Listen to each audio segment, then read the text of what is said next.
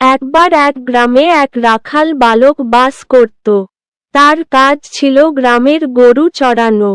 প্রতিদিন সকালে সে গরুদের মাঠে নিয়ে যেত এবং বিকেলে তাদের গ্রামে ফিরিয়ে আনত। কিন্তু রাখাল বালকটি ছিল দুষ্ট প্রকৃতির। একদিন সে গ্রামের মানুষদের সাথে মজা করার জন্য একটি চালাক পরিকল্পনা করল। সে চিৎকার করে বলল, বাঘ, বাঘ, আমাকে বাঁচান। গ্রামের লোকেরা তার চিৎকার শুনে ছুটে এসে তার সাহায্যে এল। কিন্তু এসে দেখল, কোথাও কোনো বাঘ নেই। রাখাল হেসে বলল, আমি শুধু মজা করছিলাম। গ্রামের মানুষজন তাকে সতর্ক করে দিল, এমন মিথ্যা বলতে নেই। কিছুদিন পর আবার রাখাল বালক মজা করার জন্য একইভাবে চিৎকার করল, বাঘ, বাঘ। গ্রামের লোকেরা আবারও দৌড়ে এল, কিন্তু আবারও তারা বাঘ দেখতে পেল না। সবাই খুব বিরক্ত হল এবং তাকে বলল, এভাবে মিথ্যা বললে একদিন সত্যি বিপদে পড়লে কেউ তোমার কথা বিশ্বাস করবে না। কিছুদিন পরে সত্যিই একটি বাঘ আসল। বালক ভয়ে চিৎকার করে উঠল, বাঘ, বাঘ। কিন্তু এইবার গ্রামের মানুষজন ভাবল, সে আবারও মিথ্যা বলছে, তাই কেউই তার সাহায্যে ছুটে আসেনি। বাঘ এসে গরুগুলোকে আক্রমণ করল এবং রাখাল বালকটি আতঙ্কে পালিয়ে গেল। রাখাল বালক তখন বুঝতে পারল, মিথ্যা বলা কতটা ক্ষতিকর।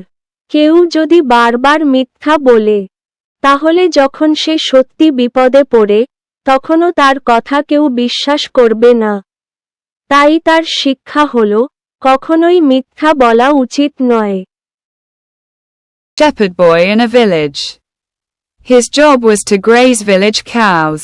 Every morning he would take the cows to the field and bring them back to the village in the afternoon.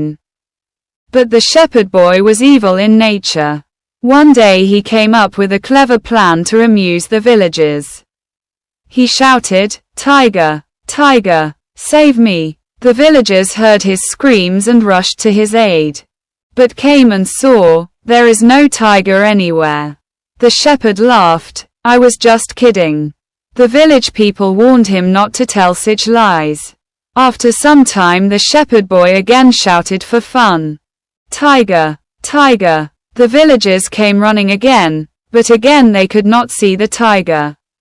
Everyone was very upset and told him, if you lie like this, one day you will be in real danger and no one will believe you. After a few days a real tiger appeared. The boy screamed in fear, Tiger, tiger. But this time the villagers thought that he was lying again, so no one came to his aid. The tiger came and attacked the cows, and the cowherd boy fled in terror. The shepherd boy then realized how harmful lying is. If someone lies repeatedly, no one will believe him even when he is in real danger. So his lesson is that one should never lie.